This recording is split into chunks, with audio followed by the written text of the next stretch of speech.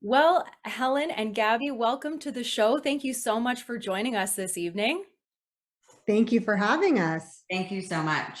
So, we've got a lot to cover tonight, but before we jump into some of the questions that we had in our outline, if you could both introduce yourselves and talk a little bit about your individual backgrounds and what led you to team up and create Rise Up Counseling.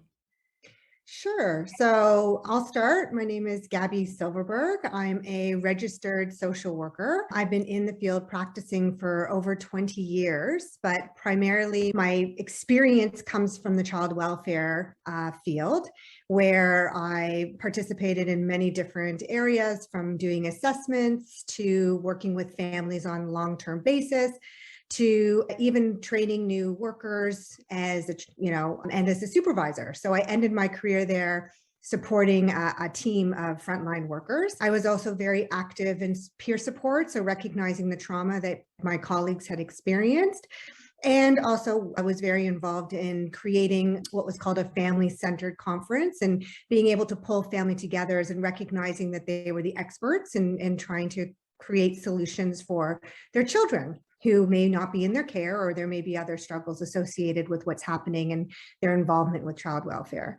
So I'm very fascinated by trauma and the impact onto children when there's struggles in families. So that was a huge part of my career. And then on a personal level, one of the reasons why we got into Rise Up, and I'll let Helen introduce herself, but my personal experience really drives from my own divorce that happened a decade ago.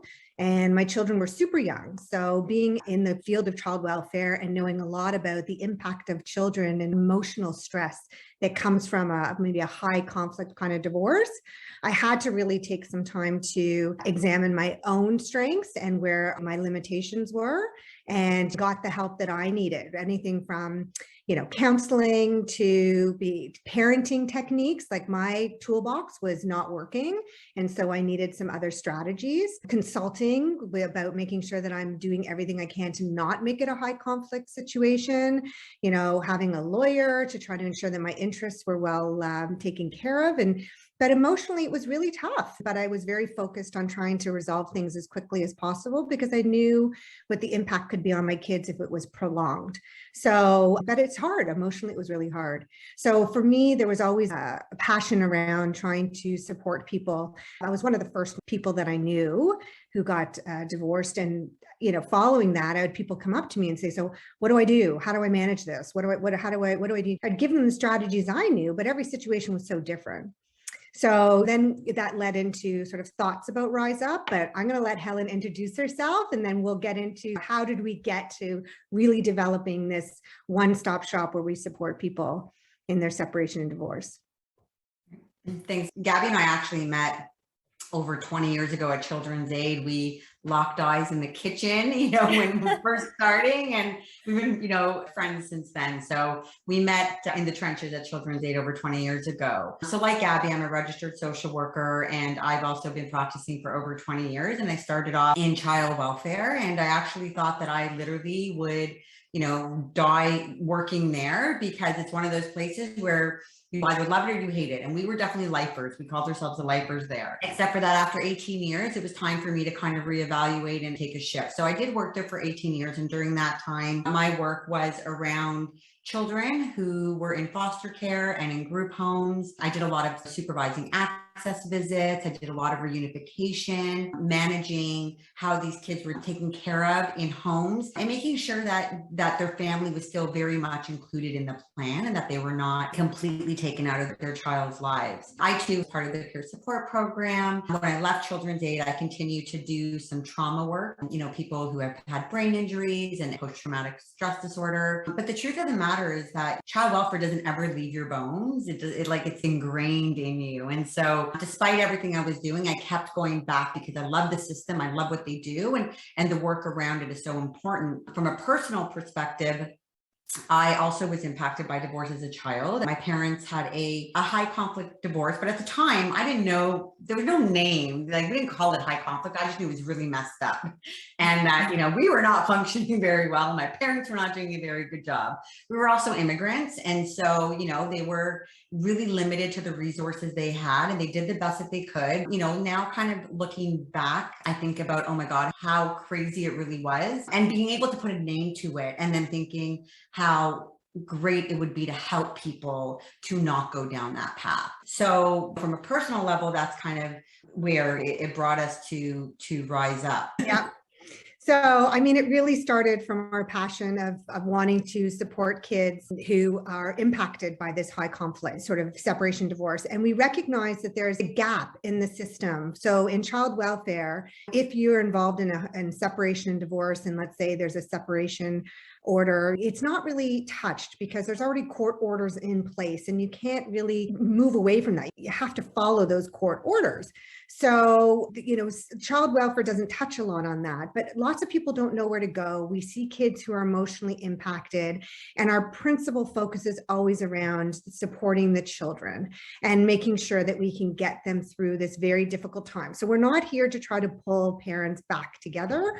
We're not here to resolve marriage conflict. We're here to say, yes, marriages don't work, relationships break down, and how can we best support you through a very difficult process?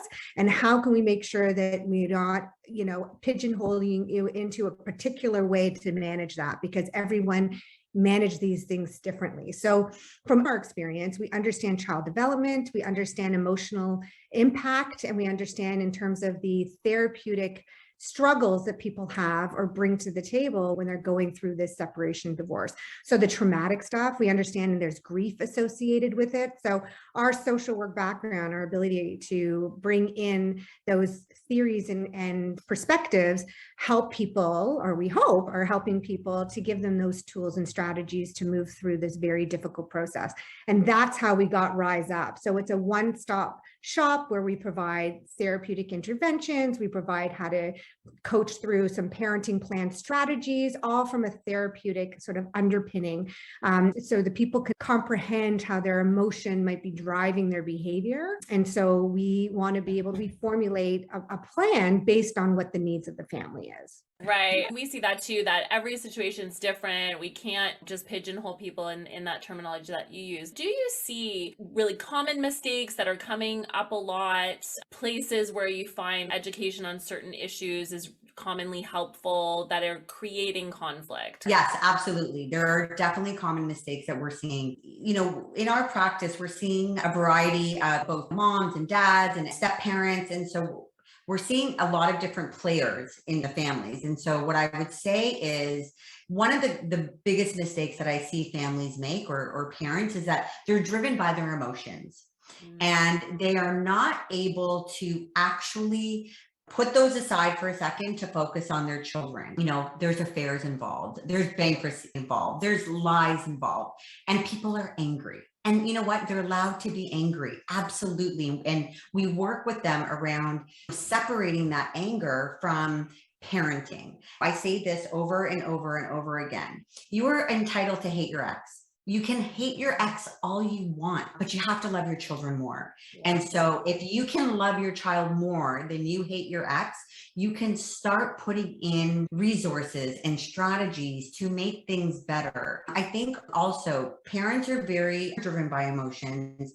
They want to make sure that they get the person, right? They want to make sure that they're retaliating. They want to make sure that they're getting, payback. And so instead of working with them and finding ways to support them, they want revenge. And they want to win, right? They want to win. They want to win. And they want to prove that their partners suck. Yep. They never made a healthy meal in our 15 years of marriage. They don't even know how to cook. I did all the cooking. So instead of managing your expectations and saying like, okay, so they're not gourmet chefs. Okay, so they're not going to have maybe all of their daily suggested foods in one sitting. That's okay. But parents are just seeking revenge, and they're using children as their weapon. What I would want to add is not only is their emotion driving their behavior, what the common mistake is that once a marriage is over, the roles change. So the roles that may have brought down the relationship, whether it's, like you said, an affair or there's alcoholism or whatever the case, people use those as coping mechanisms. That's not necessarily the cause of the marriage breakdown. Those are some of the symptoms of why the marriage broke down. So being able to recognize that someone may be different or change and not the same person as they were in the marriage, but how do you look at them as a parent outside the marriage and not as a partner, because those roles have changed, and being able to sort of give people opportunity. And if you give people opportunity to parent and reestablish those roles and responsibilities, you may see what the real light looks like. So can they step up to the plate? Can they actually fulfill their duties? Because it is about the fight. It's like, our marriage is breaking up. I want 50-50. That's it.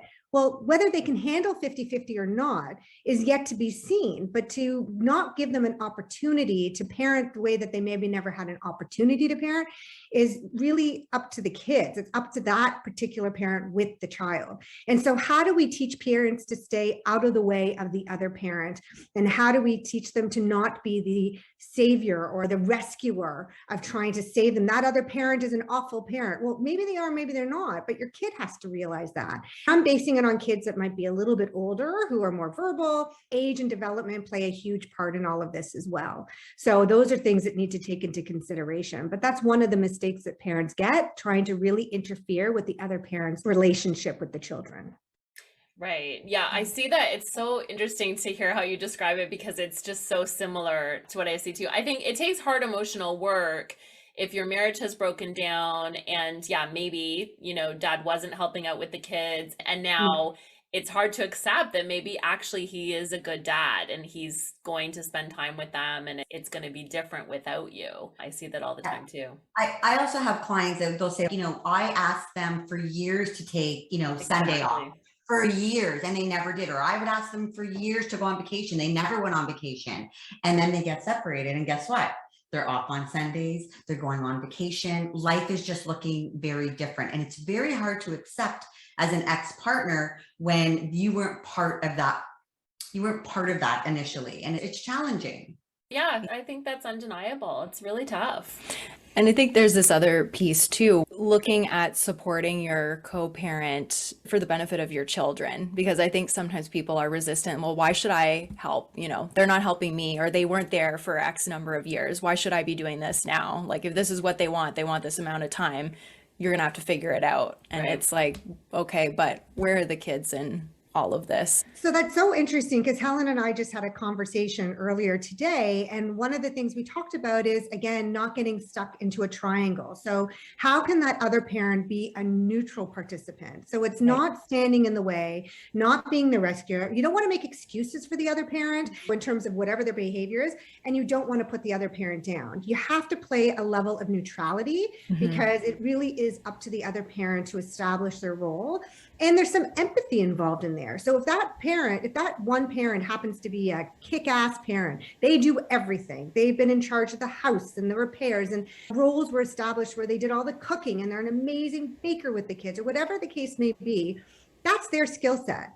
One of the best gifts you can give to the other parent is to get out of the way and to say, I'm not going to do Sunday morning breakfast anymore.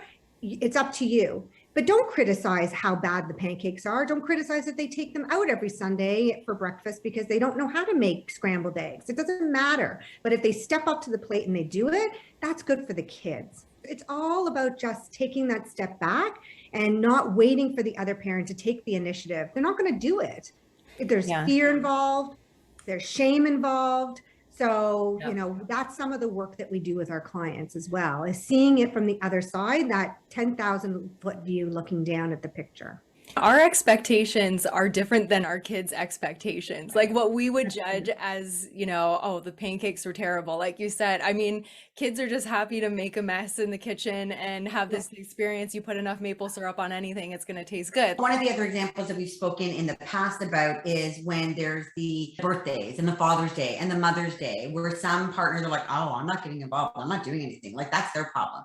But, when you can stop for a minute and just kind of think, what is it like for the child to show up child, and I'm talking, maybe a younger child who doesn't have the ability to go and buy a present or be thoughtful enough to kind of make it special for that person. But, wouldn't it be nice for the child to come with a Mother's Day card or a Father's Day card? I'm not saying go spend millions of dollars. Draw a little picture, Happy Father's Day, because for the child, what it means is so much greater than what it means for the receiving parent. And so, but it takes a lot of vulnerability to be able to say, let's make a card for daddy. That is one way of really demonstrating that you're in it for the children. Yeah. So do you have a way of speaking to your clients or dealing with that issue that we end up talking about so much about behavior that is disagreeable and behavior that is unacceptable? And I know this is just something that newly divorced newly separated parents, co-parents are constantly trying to maneuver.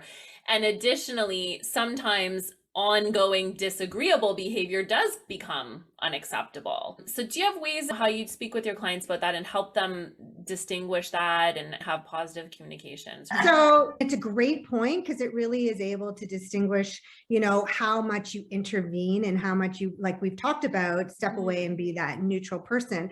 And it really is allowing the opportunity to have that time to grow with their parent. So even though you disagree with their food choices, even though you disagree with how they may spend their time with them, or disagree some of those parenting styles, so that even discipline techniques, you may disagree on things like that. So you want to be able to be on the same page as much as possible, but bedtime may look different from one house to the other. When it's time to remove the baby soother may be different from the other. That may be disagreeable, because kids are going to learn, if you understand child development, kids are resilient on the one hand, but are going to blend into the home environment. They're going to just merge into whatever the home environment is. So in one house, they actually might want the soother, and in one house, they may not. Those are the things that we would talk about in terms of letting go, or toilet training, or situations like that. When it becomes unacceptable is when the impact onto the child becomes more intrusive. So things like when things are happening at school, or they're missing, they're getting late. So if the child is late every day when they're with one parent at school, that impacts them. That impacts their socialization. They're able to fit in with the rest of the class. They're missing the morning routines. That can start impacting onto their behavior. And that is something that may be unacceptable and needs to be tweaked. Anything that would go right into the borderlining things, or even beyond, things that are like abuse and neglect. Right? So, things like inappropriate discipline, things that are physical discipline, things that are criminalized physical discipline, obviously Right. You want to get involved. So when you think of things as unacceptable, I would think of things like, do you need to get other systems involved? Right? Are you starting to call the police? Do you need to get children's aid involved? Do you need to call your lawyer? Right? Those are the things that are now leading towards the unacceptable behavior. Is that child starting to establish different behavior, like mutism? Are they not talking anymore? Is there fear that you're noticing? Like anything that's going to impact onto that child's life is something that would become more unacceptable. Right. Regressive behavior. Those regressive. Yeah. And I'm not talking toilet training regressive. Like if you got a 3-year-old who's like not toilet training in one house, but toilet training, that's fine. But if you've got a 10-year-old who's bedwetting in one house and not the other, we're talking child development here. You need to have a clear understanding of what the differences would be, right? And it's tough. We all know that kids have accidents and make mistakes. My 9-year-old broke her elbow out dancing in the snow. And, no one was calling CAS on me, but I have parents who they absolutely did, right? That was neglect. You should have been out there. You should have been watching. So it's hard sometimes to work out when you've got parents that want to get each other, like you said, and they want to win. They think there's no room for mistake. There's no benefit of the doubt. Or they feel like they've been attacked and like they're under the microscope. So then they feel like they need to do the same back to have enough evidence of the other person's wrongdoing so that they look like they're equals. Yeah. And it's a slippery slope. Yeah. Well, that's where it becomes dangerous. And because, really, again, we're looking at the children. They get interviewed, this creates a fear in them. They don't know what to say or how to say it. It lacks transparency and honesty around how things can happen. My son was 3 and he had an accident at our cottage and I was separated. It was like the first summer I was separated and oh my God, it was awful. And he like hit his head and it was really scary. And thank God, my ex didn't do anything and he respectfully understood that this was an accident.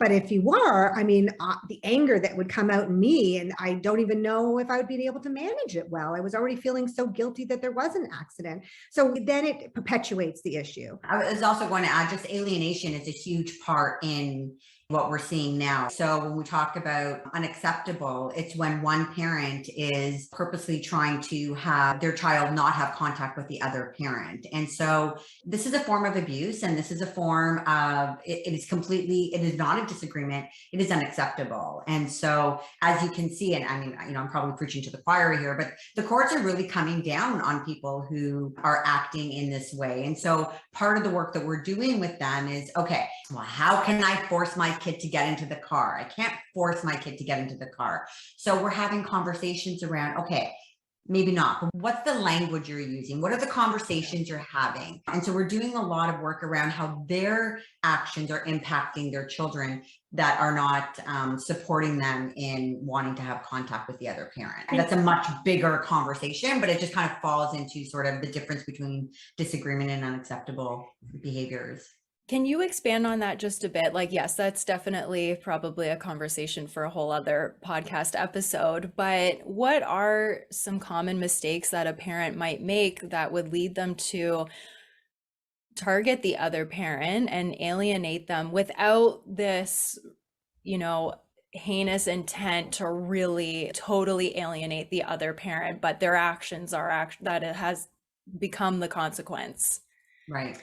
So when the conversation goes something like this, Mommy's going to miss you so much. I don't know what I'm going to do with you all weekend. I'm going to be so lonely. I think I'm going to cry. Go have a good time with Daddy, but I'm going to be so upset. Okay. So you tell me how the child, at the age of 5, 6, 7 is going to want to leave their mother's home after they are exposed to a whole conversation about how distraught that parent's going to be without them. Things like, you're not going to have a good time. And you know what? You're going to miss, cousin Susie's birthday party. There's going to be, balloons and clowns and ponies. I can't believe you're going to miss it. You have to go to Daddy's this weekend. So when parents are not thinking about the messaging that they're giving to their children, and even though they're not saying, don't go, I don't want you to go, everything indirectly they're saying is impacting that child before they get into the car. So I've actually role played with parents about what is the conversation you're going to have with them. Yes, there's hesitation. Yes, they may not be jumping to go, but they're not saying they don't want to go. So let's role play. And so we literally go back and forth and role play. What if your child says this? What if your child says that? But those are kind of the common mistakes that people are making. Or when parents think that children can't hear them when they're in another room, or when their phone is left around and they go to play their phone and they're reading text messages and children are hearing their parents say, I can't believe they have to go. I'm going to call my lawyer. This is wrong. I don't want this anymore. I need to have 100% custody. And so it's just understanding that it's direct and it's indirect. And there are so many ways that you can encourage your child to go who might seem hesitant. And then maybe ask why. What is causing the hesitation? Is it that they're not allowed to sleep with Blanky when they get there? Is it that they really are upset they're going to miss cousin Susie's birthday? So if that's the case, you know what, make an alternate plan. We'll get together with cousin Susie later, next week when you're here, we'll have them over, we'll have pizza, we'll have a little party. So it's really also just trying to get to why is it that they're not going? And often, of course, if it's not, the big alienation cases, but if it's often just some hesitation, there's some reason why they don't want to go. And usually the reason's quite small, but they just need to feel heard. So speaking about that, anyone who's getting into any sort of a high conflict separation is going to hear this voice of the child's terminology. Can you explain to our audience what that is, and when is it appropriate to be using voice of the child or to be bringing children at all into mediation, into counseling, into the process? Mm-hmm. Well, I think it's a great idea to be able to ensure that children's voices are heard. And we know through inquests that have recently happened in Ontario that it's important that the children's voices are heard. And so one of the ways that this can happen is through a voice of the child. So it's a process where kids' views and preferences are shared in either a mediation or court process. And the way that this happens is they are interviewed, although everyone needs to be in agreement. So parents and children need to all agree and support that the process is going to happen. And it has to be quite neutral. So when children are interviewed, when you get to that point, after sort of eliminating that there's any potential parental alienation stuff happening or intimate partner violence, like you have to rule those elements out. And once those elements are removed and the family is a great candidate, then after you interview the parents each, interview the children while they're in the care of each parent individually. So they're not feeling that there's an element of one parent that, you know, they get information there, and then let's see if the information is the same from the other parent. And then that helps balance it out. However, really the only thing that is shared is what the children choose to get shared. So they can say everything they want to say. And at the end of the process, you say, so what would you like me to share with your parents? What would you like the judge to hear? What would you like the mediator to know? And then that information is the information that's shared. Everything else is confidential. If they don't want it, they don't have to do it. So we look at kids that are about 7 and up. We also look at their developmental age and stage to make sure they're capable of having these interviews. And you have to make sure that they also consent to it. I think there's a lot of value when children's voices are heard in their own language. And so it usually can have more of an impact onto the parents than it is just for someone doing an assessment and saying, I think this. When kids were in foster care, talking about what that would look like when they would go home, what it is that they needed. I, as a worker, would say something and the parent would be like, yeah, okay, whatever. But when their child is saying, I don't want to be left home alone anymore, I'm scared, then the parent is like, okay, I got it. So really making sure that it's what they're saying in their language and in their words could have impact on their children. Do you find in your experience in doing these reports that parents are often surprised at what their children say and may even contradict some of the beliefs they held prior to the report? I think that parents sometimes hear what they want to hear. And I think having a level of insight and perspective is very challenging for most parents who are going through this process. So that doesn't eliminate doing a voice of the child report. And those reports, like it sometimes takes a while for them to even get started because there's hesitation, there's fear. What if I'm doing the best I can, but my kids really still don't want to be with me, or don't want to be with me the 50% that I'm really fighting for because I think I'm supposed to fight for 50%, even though I work, 50 hours a week and travel for work, right? So, people, they fight because they think that they have to fight for their kids. And sometimes having that personal insight is so challenging. That ego that gets in the way of the process. Mm-hmm. Well, thank you both so much. We covered a ton in this episode. I know it was just value packed for our listeners. We're going to include links to, your website and where people can find you in the show notes, but can you share with our listeners the best way for them to get in contact with you if you have anything coming up that you want to share with us and our listeners? We've been doing Facebook Lives. We have a separation and divorce group on Facebook, particularly for those living in Ontario. It's growing quite nicely. It's a nice supportive group, and it's a very creative name. Separation and Divorce for those in Ontario. You can find us on Instagram at Rise Up Counselling, but the best way to get in touch with us is through email at info@riseupcounseling.com. And I always feel the need that I have to say that counseling is with 2 L's and not one. And through our website, we have a contact section, www.riseupcounseling.com, that you can send us a message through there as well. Thank you so much, ladies. Thank you. Thank you. Thank you so much for having us. Yeah, take care. Be well. Bye. Thank you. Bye. Bye-bye.